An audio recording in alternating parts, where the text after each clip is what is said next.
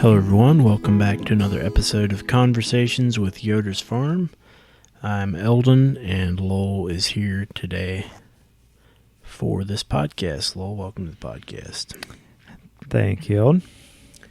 It is August 19th. I think it's been a month and a half since we it's been longer released than that. The podcast. It's been a long time. I don't think we've done it since. Well, now I guess I have to go look. Since right before you went out on your trip. I think you're getting my trips mixed up. No, that was your other trip. It's been a long time, I'm pretty sure. July 1. So that would have been Okay. after I got back. I think. Was it? Okay. Unless So- that was the one we recorded before I left. You I'm said not a sure. month, so it's more like a month and a half. It is a month and a half. Yeah. So it's been a while. What all has happened in the last month and a half? It sure has been nice having this month and a half off from the podcast. I've finally been able to get some things done. Yeah. Nothing much to do these days. Just Not kind of. said no farmer ever. Yeah, I know. So what all has been happening the last month and a half or so? Well, now that we said we were so busy, I guess we should think of some things that we were doing, right?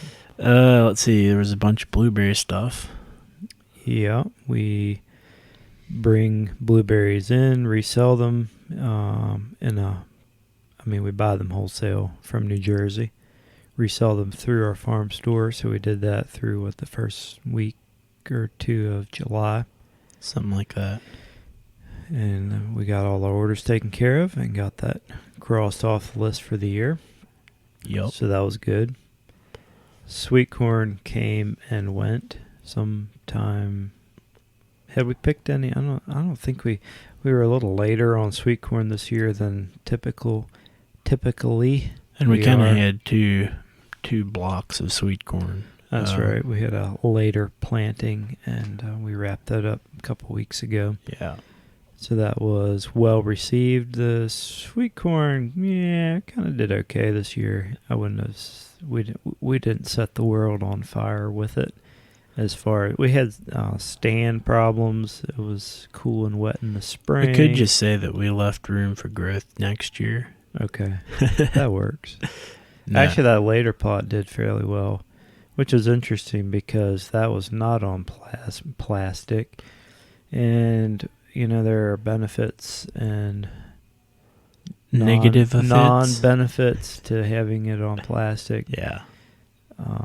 Keeps some weed pressure down, and you typically can get a nice jump on early sweet corn by putting it on plastic.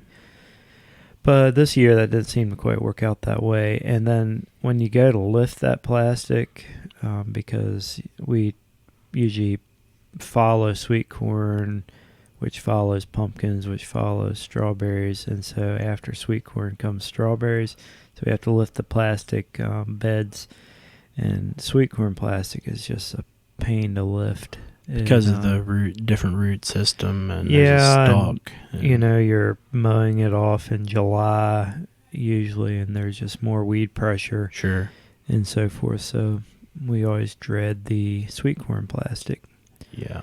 So, as what I was saying is, it's interesting that our latest, the later planting of sweet corn just on good old dirt did pretty well.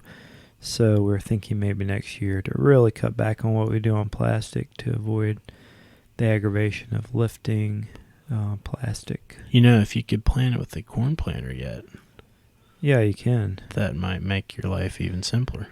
Well, except I use my little push planter, Oh, yeah. So it's already pretty simple. Yeah. Well, simpler than Yeah. planting it one seed at a time with my old pumpkin planter. Yeah. And that push planter will actually, I planted both kinds with that. The stuff on plastic and the stuff on the soil. Really? I didn't realize you could use that on plastic. Yeah, it works on Although both. now that I think about it, I remember watching you use it on plastic. So I Yeah. should have known that. Yeah, you should have. Yeah. You're bad. My bad. All right. Other than that, so we've been probably one of the big pushes is getting ready for strawberries again.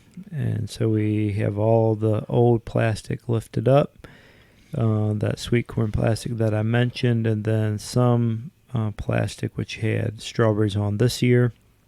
We have them mowed off, plastic lifted, and we've done a lot of dirt work. We will still continue to do that until probably the day that we make the beds.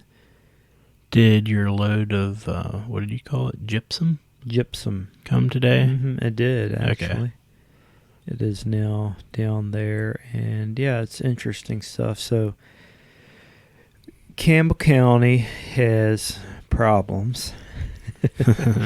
One of the problems is the soil. I mean, it's good soil, don't get me wrong, but it's a heavy reddish clay soil. Yeah. And you struggle with clods typically most years, and it's just not as deep and loamy and sandyish. You find a lot of strawberries kind of follow sandier type soils.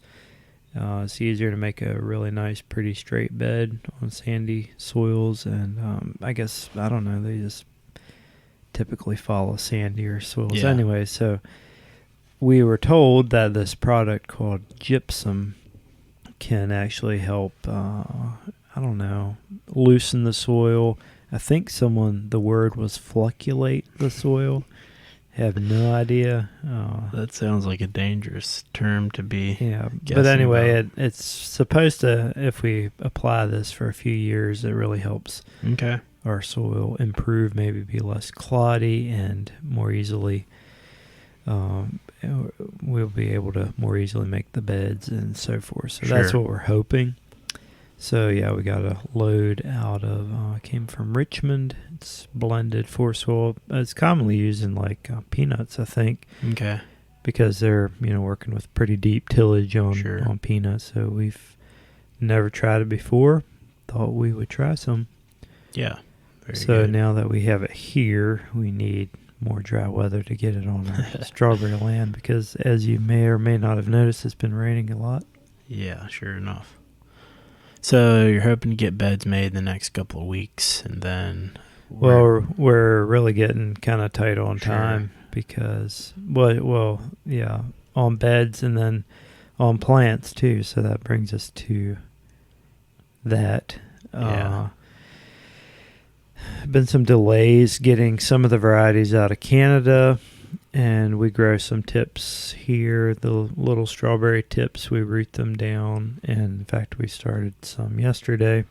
These actually came from North Carolina. It's the North Carolina varieties that we've referenced before, the Roccos, which is a early variety, and then the Liz variety, which is it's a more typical Chandler-like variety. These are varieties that they've been working on for quite a while, and they're not really available through the mainstream channels, but there's a farm in North Carolina that grows them up in the mountains, and so I was able to get some little tips from them. I met a truck, and we got those rooted, they're growing roots now as we speak. Yeah, stuck into potting soil, and got them under a heavy mist. And if you do that, you typically, if everything goes right, have a ready to plant strawberry plug in about 5 weeks, give or take a little bit, depending how you can push them and so forth. That sounds about right on time with our normal opening for the corn maze season. Yeah. So, those varieties, 5 weeks from now, we'd be in fairly good shape if we got them in the ground. The other variety, one of the other varieties that we plant, Albion, that really likes an earlier planting date, and same with Sweet Charlie. And we have both of those that are still... Actually, I think my Sweet Charlies are in transit from Canada right now as we speak. The tips, they'll still need to get... Yeah, so hopefully they will come. It would be really nice if my Albions were on this load, but they were having some delays on those, they told me. Are you sticking your own on those, or...? Yeah. Yeah, okay. Yeah, so we're doing about a little more than a third of our total plants. Okay, wow. We're growing them ourselves, and then the others we're getting from a friend who grows them over a couple hours away in the mountains, and he's growing all our Chandlers and our Ruby Junes. Very good. I suppose he has those started already. I hope so. Yeah. We'll ask him. So, yeah, that's kind of strawberries, I guess, or the yeah, situation. And it's just always, you need good moisture to make good beds. You don't want it too wet, don't want it too dry. So you need kind of the perfect moisture to do that. And then, yeah, you're needing to wait a little bit to plant your plants, and you need plants that are tall enough to plant when it's the right time to plant. So you have a lot of factors all kind of coming together. Yeah. Which all strawberry farmers know. And you got tropical storms kicking around and things like that. Is there anything new? I haven't looked for a few days. Well, you just wonder, if you get a rainy stretch, it can affect your timeliness. And the main reason that makes a difference is because it's pretty important to get those strawberries in on time, because even a week delay can hurt your fall maturity and development, and then that has effects down the road. Yeah. For your picking season. So anyway, you just have to work with the weather and do the best you can, which is what we're doing, and we'll see what happens. Yeah, very good. Tomatoes, we closed the farm store Saturday. We'll be closed till we open again in September for the corn, maize, and pumpkin seasons. Y'all kind of wrapped those up over the last number of weeks and cleaned a couple greenhouses. 2 of the greenhouses are cleaned out, and the other one is working on getting ready to clean out. Yeah, we have plants going for those 2 we already cleaned out, and then we'll start. You mean new plants planted? Yeah. Right, yeah, little baby tomato plants. Yeah. And we'll start the others, I don't know, September I think we usually do. Okay. Hope to be picking all those houses. Well, it's too complicated to explain. That's how we stagger things, but anyway. Yeah, we hope to be picking some at some point. We'll pick some in November, and then various quantities, and probably not quite as many through the December, late December, early January time frame, and then hopefully good volumes in February, March, April, May, June, July, and next August. Yep, I guess. Very good. Let's see, what else do we need to talk about? I guess we've been working towards being ready for the fall stuff. Yeah, that suddenly seems like it's right around the corner, doesn't it? Yeah, it usually happens every year. Kind of fall, you mean? Sneaks on us, and then just our fall season gets closer, and then suddenly I think it's like, it's just a couple weeks away. Because strawberry season stretches into June, which it did this year until kind of the end of June. So really, there's a 3-month gap, but you can't just expect to suddenly open. No. For fall, there's a lot that has to go into it, and a lot of preparation. Yup. And you were out cutting the maize last night. Yeah. We planted, this year we planted tropical corn instead of, I don't know what we normally plant. But sorghum and corn mix. Well, yeah, I guess it meant on the corn side. But the sorghum we had to cut every couple of weeks to keep our trails cut down. The initial thought with corn was that we'd cut it once and it'd be pretty good to go for a while. So I was a little bit surprised last night when I went back into it that a lot of the corn that I had cut in the trails was almost as tall as the corn around it. I guess I should have walked through there a little earlier. Of course, I was gone for a couple of weeks. But anyhow, so we're going through cutting that the second time. Probably cut it another time or two before we open, just to make sure there's some grass in there, so make sure that's all cut down to a decent height. Yeah, I guess it's an indicator of a couple things. One, the moisture we've had over the last 3 weeks has been very sufficient, which is not always the case in August. Yeah. So I'm sure that pushed the corn some. But maybe it's something about the characteristics of this variety of corn, too. It's a little more growthy. Yeah, I would say. Than normal. I'd really like to get corn. through the bottom half soon. But looks like there's a fair bit of rain in the forecast, and it rained this morning, so we'll see when I can get back out there. There's stuff out there along the lane that I was out there bush hogging, and it would be getting pretty close to the roof of the tractor. Not power line level yet, Not like someone quite. we heard. But, I mean, yeah, and not a sign of a tassel yet, so this corn has... It's weird. Quite a There's long way to grow. No ears, no tassels, nothing. I mean, I would think we could be looking at a lot of 10, 11, 12-foot corn possibly. Yeah.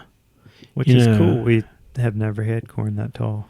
Junior said he planted some tropical corn one time and had a lot of like 15-foot tall corn. So, but this isn't quite truly tropical corn. It's just the closest stuff that they can get to that old tropical Well, maybe corn. It doesn't even grow in here.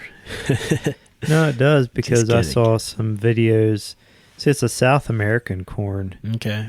So I saw some videos in Spanish out of Brazil, which stretched my Spanish vocabulary. But they were demoing it, and they were growing really nice ears on it. They seemed like they were impressed with it. So cool. Well, we'll see. Yeah. Interesting experiment anyway. Anyway, this is probably the year to do it with the amount of moisture that we have been receiving. Yeah, we've basically been living in a rainforest kind of situation. Yeah, we get our daily showers. Yeah. Pretty much. At least this morning we have already. Anything else we should talk about fall related? I planted a few pumpkins. Recently? No. Well, not too recent. Yeah. But, I mean, they're growing. Yeah, they're on... We anticipate selling them this fall. Yeah. Did you plant more than last year? Or about the same? Probably a few more. Yeah, I'm pretty sure I did more. They're looking kind of... Is this rain messed with them some? Well, I had trouble with my stand establishment this year, probably more than ever. I'm not sure. Maybe some too much moisture in times. I planted some down in the creek bottom where we haven't had them for 3 years. And it's interesting there. There are wet spots, and the pumpkins are not doing very good in the wet spots, which is usually kind of the opposite. It's the opposite, yeah. So it tells you a little bit what kind of year it's been. I planted some later than I normally do. I think that'll be okay this year, especially. We can keep picking pumpkins on through October, so yeah, sounds good. They're looking okay. We'll see. We're still trying to figure out, if things will be different, what things will be different this fall. We'll be sure to put that on the website once we nail anything down, if we nail anything down. Well, certainly things will be different than a normal fall. Sure. Yeah. But we're not sure what all details we're going to be hammering things out yet. But anyhow, that'll all be on the website once we get it figured out. Yeah, probably some things sort of along the lines of strawberry season. But then, strawberry season, you could social distance while you picked and things like that. It's a little harder to social distance on a hayride, for example. So we're trying to figure out what to do on that, like you said. Yeah. Hopefully that will all become clear in the next little while. We could actually I hadn't thought of this, but like little individual plexiglass seats. I hadn't thought of that either. Totally redo the hayride wagon and have like these little plastic cubicles. You have to drop people in from the top. Yeah. Go around, fill them up, and then actually maybe you could stack it. You could have 2 or 3 levels of people since it's all clear plastic anyway. That sounds like a new prototype for a...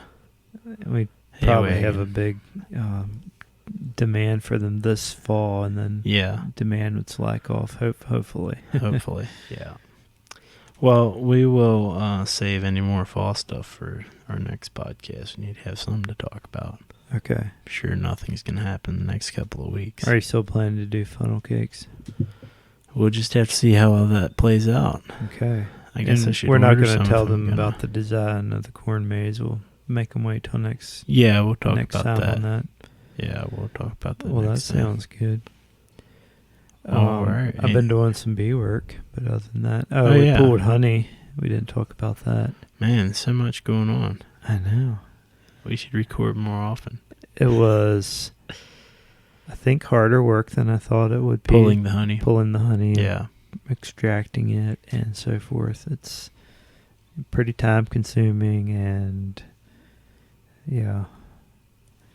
But it's fun. I mean, that's what you have bees for. At least one of the reasons. One of the reasons. So we pulled a lot of honey, and it was good honey too. Have it available here in our farm store while supplies last. Hopefully next year I can double production. Will that be possible? Yeah, maybe should easily if you be possible. If you keep getting swarms from other folks. Yeah. So in the last couple weeks, I've done 2 cutouts. One did not work out very well. Actually, literally, like, these are both trees that have fallen down, and one of them had fallen down from natural causes, and one of them had fallen down from unnatural causes. Otherwise known as the logger. Yeah. But he nicely called me, and so last night I went and cut that one out. So basically, they were in the bottom part of the tree, and you could see them, like where he had cut was just below the hive. And so I had to cut a kind of, just whack that thing. Careful with your elbow. Arm. That's what happens when I get to, like, waving my arm around when I'm talking and trying to explain to you on the other side of the sweeper there. A lot more helpful for folks to be able to see. Yeah. Actually, I'm not sure if it would be. Let me just wave my arm around a little more. That's kind of how the chainsaw was going last night. Yeah. Waving around the trunk. No, it wasn't too bad. So you thought you got the queen on this one, and things are looking so basically good. I cut up through and got to where I could get the combs out and shook some combs in, then put a bunch of kind of mess of crossed up combs and stuff and threw a lid on it. But yeah, I thought I saw the queen right towards dark. I was shining my little phone flashlight around up inside there, and so I grabbed the one that I thought it was with my, actually not my gloves. I borrowed them from Lorena. Okay. Heavy leather gloves. Yeah. And I brought the whole mess home, but it's a lot of bees. So I basically shook them out into an existing hive that had combs that I had on hand. And so what do you do with that honey? How does that work? Well, there wasn't just tons of honey in it. Okay. It's a lot more bee reproduction type stuff. Well, see, I think the tree not even a lot of brood either. The tree has been on the ground for at least a week. Okay. And I wonder if they maybe have been getting robbed from another hive has maybe been robbing some of the honey out. Of course, anything could be eating on it. True. Bears. Raccoons. Well, maybe not bears. It was out in the pasture, but I was just thinking of Winnie the Pooh. I don't know. It wasn't as much honey as I expected, but I didn't quite get to the very top part of the tree. There seemed to be more honey up in there. Yeah. I don't know. Interesting. So I brought the combs home, but they had some small hive beetles in, and I didn't really want to put them in my hive, so I have them hanging around. So that they can clean them off. Hopefully they can, my thought is they can rob their own honey back. Yeah. Reclaim it and put it into the existing combs that I have in the hive, and hopefully they'll be in good shape for winter. Might have to feed them yet, but a lot of bees. So if the queen survived everything, I'll be happy. Well, we like when you're happy, so hopefully that works out. That for makes everybody. me happy and y'all happy, and the bees happy. Yeah. So we'll see, but hopefully I can increase my hives just a little bit, and then be in a good place next year to really crank the production. Yeah. Or at least crank it as much as I am able to do and still farm other things. Yeah. A lot of time involved. Yeah. Very good. Anything else we should mention before we sign off here? Well, there's one more bee tree too that the same person told me about, so I might go try to get another one today. Cool. Since it's so much fun. Yeah. Well, I'm hungry, so likely we should sign off. Very good. All right. Well, thank you all for listening. If you've made it this far, as always. If you made it this far, God bless you. Yeah. Actually, God bless you if you've signed off already, too. Yeah, so as always, any more information about things can be found over on our website, yodersfarm.com, and we'll be updating some things there in the next week or so with regards to the fall season. So posting cool pictures on our Facebook page hopefully as we at some do point. Cool things. Yeah. And next time you will be playing the ukulele, I think, live on the podcast. Well, I wasn't planning to. I guess we could always see where we get to by then. All right. Thanks for listening, everyone, and we'll talk to you again in a couple of weeks. Unless we forget. In which case, we will not. In which case, we will stop talking soon. Because you know I'm going to leave all this in, don't you? You can't leave it in. I bet I can. No.